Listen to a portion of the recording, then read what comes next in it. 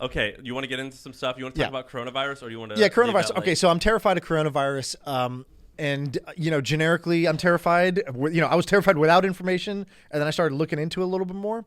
So I don't even know about it. Can you explain what the coronavirus is? Yeah. So basically, there's a couple of these viruses. They're influenza strains, and so the flu. Flu. Yeah. So basically, a few years ago, you probably heard SARS or swine flu, and so the very first time I think SARS happened, there was a kid got this flu, goes to the doctor's office. They're like, okay, this is the flu.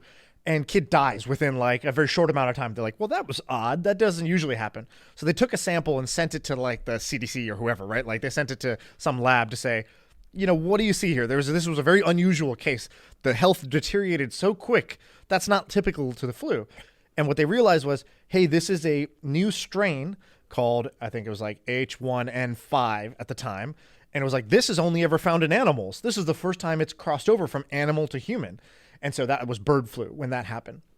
And then so there's been these different very, very deadly viruses. SARS, which was very, very popular.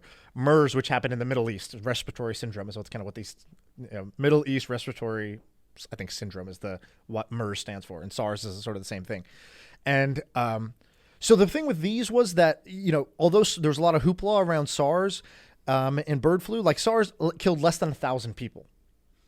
Less than 1,000 total fatalities. Not a big drop in the bucket as far as the death bucket goes on Earth. Yeah. Coronavirus already killed like 3,000 plus people. So already much bigger than that. The reason it's scary, though, is actually, and for a while, people were like, oh, don't worry. The fatality rate is low. Fatality rate's like, I don't know, 3% for this, whereas for SARS, it was like super high. I don't know. I don't know the exact number, but it's like majority of people who have it die. Whereas with this, 3% means you get it, but you have a good chance of living.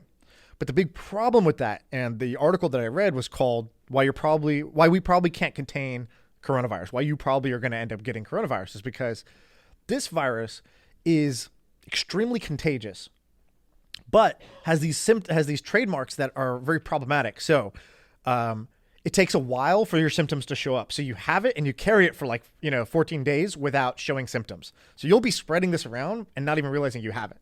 Then once you have it, you don't just deteriorate and your health doesn't go to shit where you're in the hospital, they quarantine you. It's it starts innocent and it gets worse over time.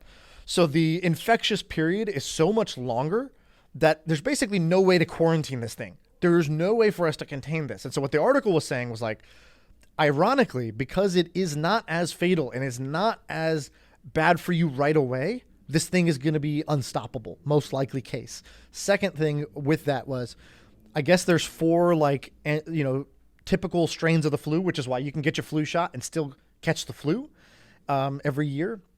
It's because there's these 4 different strains, and the vaccine doesn't cover sort of all the different variations. And so this guy's case was that most likely this is now just a 5th annual strain that we're going to have to live with, and it's just going to suck.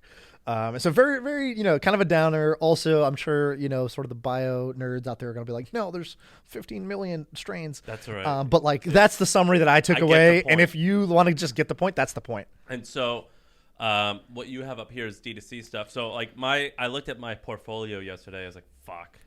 So I lost money yesterday off the stock market. So crazy shit's happening all around. So generically stock market, people get paranoid, bonds, people flee to bonds, stock goes down, that sort of thing.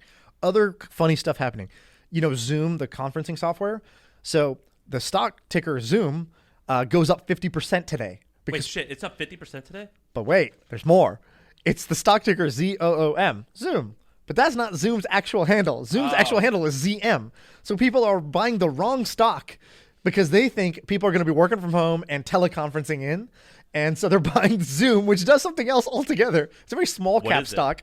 I don't know. Henry, check what the stock for ZOOM actually does. God and bless it's a tiny stock, so it jumped 50% today. And but you could actually predict this because this happened also at the IPO. Whoever bought Zoom, the other thing, got a huge pop at Zoom's IPO because of this. And so we could have predicted this one. I love when that happens. But all kinds of fucked up things. Some other things. Smart friends are basically saying, hey, if you need friends, my smart friends, people who actually read the real information and understand how the world works, They were like, hey, if you need prescription drugs, you should start stockpiling because most of it's coming from China and the supply chain globally is fucked. And like the world doesn't have. Who said that? Like friend of a friend, basically. But how the fuck do you stockpile prescription meds? Basically buy your refills. And so there's no global plan B for what happens if China gets sick or slowed down. We don't have another like supply chain. And so all kinds of things are suffering. And I have friends that have D2C companies that buy their shit They're from backed China up. and they're saying, shit. Yeah, months backed up.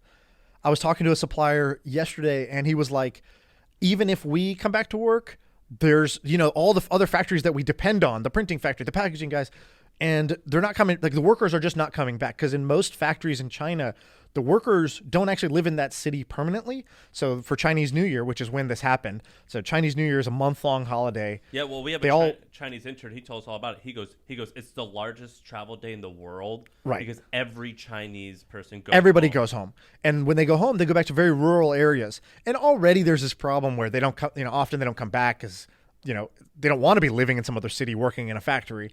But with this, people are just not coming back. And so there's no replacements. It's like a very dire situation. Well, and like obviously at a human level, also incredibly dire situation. So to turn shit into gold, where's the opportunity here? I mean, what's going to happen? Do you think that this is going to impact, have long-term impact with China making shit, and you're going to have to go elsewhere? I don't know. So there's a question of like, so two theories. One is for stuff like this, the people who are going to do really well, they didn't start now. They started something 2 years ago, a blog on being a prepper or whatever. And today's your day, like this is your month. And so I don't know how much I am interested in the sort of like today opportunity. Also, just feels kind of fucked up. We talked about Judy the other day. Right. The Judy sort of survival kits or bags. My friend Joe Spicer bought something from like survivorkit.com. And he got an email from them saying we have 100 times our normal volume. We apologize, but we're going to make it happen. Right. So the Judy thing the respiratory we masks. About it a long time. Those are not in the Judy bag, but the respiratory masks are just like out of stock. You can't get them, and that's like the thing you need is like to protect your nose and mouth. Yeah, that's long gone. No one can pounce on that. But we covered this guy who launched a company called is it Judy? Judy, yeah. Judy. It's a emergency kit. Yep. An orange like emergency backpack, ready to go. My wife texted me today and said, "Let's go and buy a bunch of stuff." I feel the same way. More people are doing this. Have you ever been in an emergency situation? By the way, have you ever like been in a city when like a flood happens or anything like that? It's really bizarre how it feels. No. I was in Hawaii. Our honeymoon. There was a hurricane in Hawaii. The week of our honeymoon. When I was there. And so we went to the grocery store. And first we go to the hotel and they're like, "Hey, we have early check-in available." And we're like, "Well, that's cool, thanks," because we're a honeymoon. And they're like, "No, we just have like a lot of open rooms." No one's there. I was like, "What's going on?" They're like, "Well, have you seen the weather report? Like, there's a hurricane this week." And of course, I don't check the weather, so I booked my honeymoon on a hurricane week. And so we go to the grocery store, and it's like the zombie attack has happened. Like all the water bottles are gone. Like the shelves are empty. People are just checking out like 4 carts worth. It's really like it's an odd, eerie feeling when that happens.